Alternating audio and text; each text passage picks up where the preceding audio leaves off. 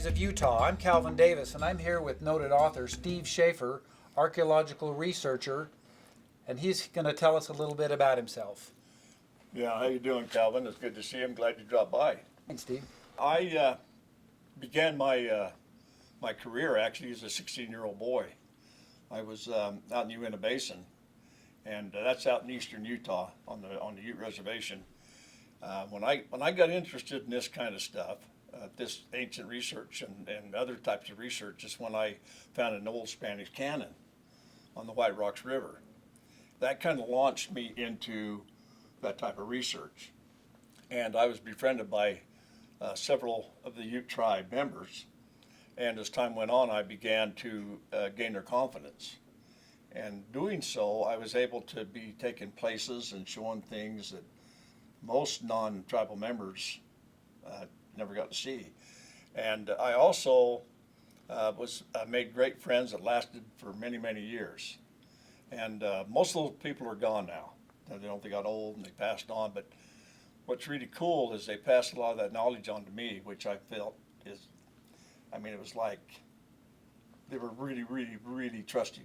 And I felt really great about being able to gain their confidence to get a lot of the information. A lot of the stuff pertained to Spanish mines and treasures, because the Spanish were here in Utah, and they'd done a lot of mining activity for gold and silver and other precious metals.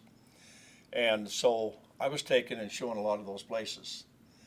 As time went on and I got older, I got drafted, went in the military, spent a couple tours in Vietnam, come back, and that friendship was still there.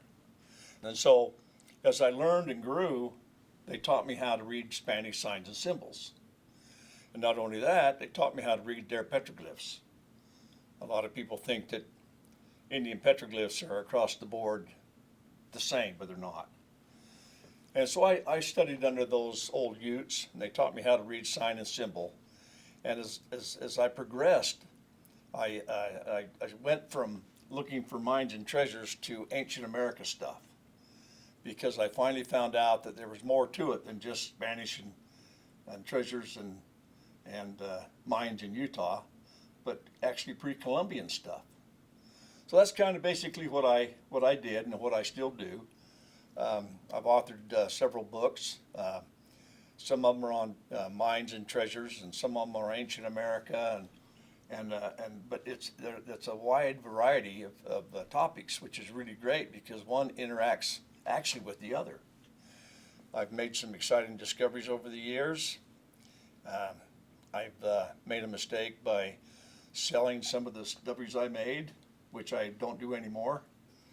I relish in all the things that we have and find. We keep everything now and study everything, and I share it with people. I'm not afraid to let people see what I have. One thing I want to make perfectly clear right now is that I've never stolen anything off the Ute Reservation or any reservation. Now unfortunately there's folks out there that said that I have, but I haven't. And I never will, because I had that trust with the Utes, and I would never betray that trust.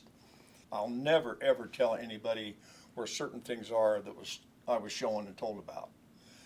What's really strange is that some of the sons and grandsons of some of the old Utes have come to me for information because their own parents and grandparents don't trust them. Because of the white man way, there's greed. And so they're afraid that they would take what they have and sell it and become a wicked people. And so I have some real good friends out there in the Uinta Basin that I've shared some stuff with, but I can't share certain things with, even though they are dyed-in-the-blue Ute tribal members. I still swore an oath, and I can't show anything to them. I can't show them certain things. And the Indians told me when I was young, they says the time will come when these things should be made manifest and you'll know about it. And so far nothing's happened yet. So I can see where that relationship would be important to you. Yeah, the relationship is very important, and it goes beyond just the Ute tribe, it goes with people. And if you don't have a strong relationship with people and your partners and friends, you have no relationship. And this has taught me a lot. I mean, I've made money, don't get me wrong, but I'm still Steve Schaefer, and I'm honest in my dealings. I try hard to make everything I do and I say my word, my bond, and I think that's the main thing with this type of work that we're doing. And I've found some people that are just magnificent, and then on the other hand, I found ones that were scoundrels. But all in all, this is a great hobby and a great vocation. I love it. I can't get enough research. I just can't do enough. I thrive for that. Well, Steve, it sounds like you've got a lifetime of experience. Why don't you tell us a story about the Black Bull treasure out of your book, Out of the Dust? Well, that's a good one. That's a real good one, and I just happen to have some notes on some of those. The Black Bull treasure is a fascinating story, and it's one that has been hunted for, but nobody's ever found it. And when I first heard about it, I was given a map by a young man that lived in Arkansas, and he sent it to me, and his name was Ray Mead, and he sent the map to me and a friend of mine named Reed Powell. Reed Powell is now passed away, and later on we might talk about who he was. But Ray Mead had met a man by the name of Bamberger, and he was a Utah giant at the time of the Bamberger Railroad and things like that. And he happened to meet a man by the name of Brinkerhoff. Now this Mr. Brinkerhoff lived in Oakley, Utah, and he run cattle up in the canyons above Oakley, particularly in the South Fork of the Weber River. And while he was herding cows up there one time, he was on a trail, and all of a sudden his horse slipped, and his foot went into a shaft, a tunnel, a hole. Well, Brinkerhoff got off his horse and was able to see this tunnel, and he went into it. Went into the tunnel, into a room. And then he went out of the room, into another tunnel, and into another room where there was a stack of gold bars, Spanish bars. And Brinkerhoff took a few of those bars out. And he went out off the side, and he fell a tree, so the tree would fall down. He hacked the edge of the tree so it was a pointer. Then he went a little further out, found a great big boulder, and he hacked in a cross on top of the boulder so he wouldn't forget where it was at. And then he went home. Well, a few months later, he decided to lay claim up in that canyon on that mine.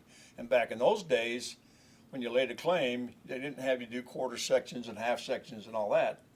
You'd claim an area. So he claimed an area called Polson Basin. So we never did get an exact location of that mine. Well, he decided he needed more gold, so he went up with his son. They went up the canyon, and in the road was this big old black bull, and the black bull would not let him pass. So Brinkerhoff, being superstitious, told his son, he said, well, the spirits don't want us to be up here, so we're not going to go after that gold because this black bull won't let us by.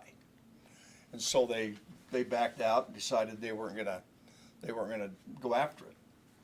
So he drew a map and moved down to Arkansas, where he met Ray Mead, and gave the map to Ray Mead, thinking Ray would come up and hunt for the gold. Well, Ray never intended to come up here, so he found out about me and Reed Powell, and so he sent us the map. And we went into there and tried for a long time to find that mine. We did find a lot of neat things, and one of the things we did discover was a great big tree that had a swastika on it with a line going down to a big circle. Now the swastika back many, many years ago was a Hittite cross, a sun cross. Mm-hmm. What that was the sun cross going down to a cavern. It was telling us where that treasure was. And what that is a treasure sign that was used by the Spaniards. And it indicates that it's a treasure in a cave. That'd be great if you had a picture of that tree. Do you want to see one? We do. While Steve gets the picture, we'll take a break. We'll be right back.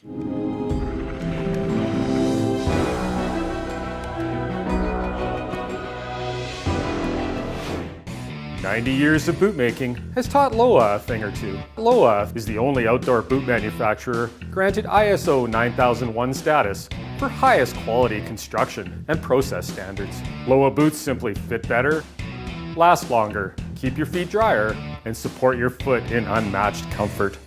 If you're a serious hunter that demands quality boots, Loa has a model for you. Loa boots, handcrafted in Europe, tested tough in Canada.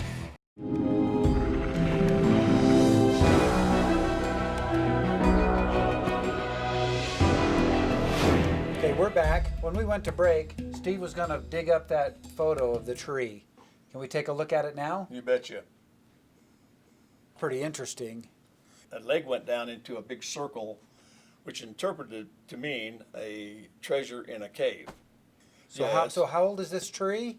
Well, it's hard to tell because the tree was dead, but it was standing. But what we did notice that it was probably about 12 inches around. The scarring on the tree would suggest that it was a couple hundred years old. Did you find anything else around the area? We did. My wife and I, Bonnie, was hiking around and we found a bell. And the bell was very close by a dead animal. But the bell we found was a type of bell that is used by bass sheep herders, or even we heard by the Spanish. Can we take a look at it? You betcha. There it is right Wow. there. That's pretty amazing. It's heavy too. Yeah, that's brass. Yep. And, the date on it is 1878. And that was probably when they were found, you know, the foundry mark on them. And so, yeah, they're, once in a while you'll find them this size and sometimes real small ones. So would that have been on an animal or? Yes, it's been on an animal. It's usually so that they know where the animals are. It's like a herd animal. So they hear the bell clinking, they'll say, oh, I know where those mules are, the horses, or my oxen, or whatever. Then they'll go in that direction and gather their stock back. Also, other stock will follow that bell sound too. Is it something you'd put on a pack mule? You could. So maybe that was used when they were packing the gold out. Or down. Now, one thing that people don't realize is that Black Bull treasure may have a connection with another treasure I'll tell you about in the Lost Josephine mine, which is to the south. And we'll get into that one another time. That's interesting. So back to the Black Bull treasure. Do you still have the map? I do have the map. I do have a copy of the map. The original copy is in a vault. I do have a copy. And this is the copy of the map right here. And it actually goes to the second page, kind of right down here at the bottom. It's really hard to see, but that's the map. And you'll see on this map, this shows you the entrance right here. Shows you the large room that he went into, then the tunnel, the small room with a stack of bars, gold bars. Then it shows the log that he cut and laid down, the old pine, lay across the old there was a small gulch there. Then this big granite boulder, he chiseled an X or a cross in the top of it. And this map here shows the direction and the distances. And like I said before, his distances are a little bit off. But everybody's different when it comes to walking or riding a horse. But he tells the story of that mine, and then even on the back page, and it's really hard to see, he shows it again and shows where the mountain fell down, the great landslide, and about where that mine is, or the cave is. But the cave has to be covered, and that's the trick, is to find out exactly where. But that's that story. So you think we could find it today? You know, with the right kind of equipment nowadays, yeah, you could. Did you find the rock with the cross on it? We never found the rock with the cross on it. And why that is because there was a landslide and there was an earthquake up there. And the mountain fell down. Well, it was on the map that the mountain fell down. But this was drawn after the mountain fell down. And it might have knocked some rocks loose. But we do know that we were right there where that treasure is.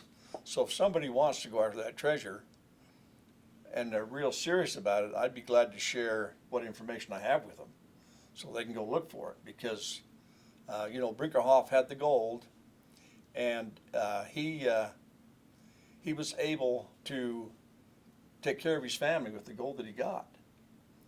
And so it was a good thing for him. Okay. We've We've seen the bell. We've seen the tree. We've seen the map. What else do you have? Well, my wife and I found remnants of some Spanish armor in an old mine added up there. Spanish armor. Yeah, yeah. You have Spanish armor? Yes, we do. And you've got it here? I do. And you'll show it to us? Yeah, I'll show it to you. When we come back, Steve's going to dig up his Spanish armor.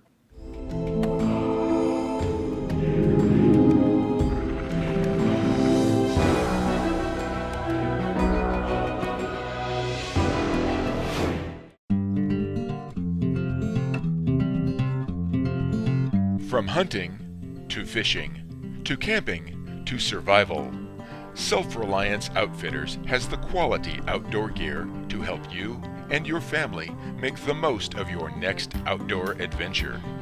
Visit us online at www.selfrelianceoutfitters.com. Outdoor gear for outdoor people.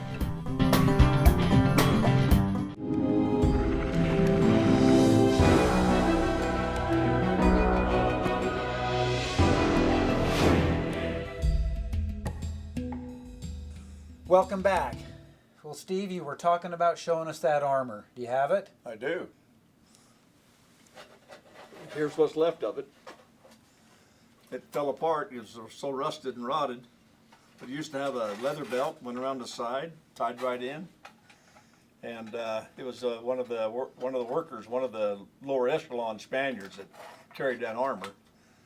And one of the pieces had a round hole in it, so we thought maybe it was from a bullet or an arrow. Who knows? But this is what's left. The leather part rotted away. It was we had a piece of it, but I don't know what we did with it. Well, there's the hole right there. So we figured maybe he got shot. But it was in an old mine added up there on the South Fork of the Weaver. That's pretty amazing. Yeah. So you think that people could still find this mine? Well, I think they could if somebody really took time and effort and spent the time, and because it's something that you can't just go on a weekend and try to find. It's going to have to be somebody that's going to dedicate their time and effort to find it, you know, and then, yeah, they've got a good chance, I think. Well, folks, it looks like the Black Bull treasure's still out there. Yes, it is. Thanks for coming on Mysteries of Utah, Steve. You betcha. Let's go find that treasure. Let's do. Yeah, right away.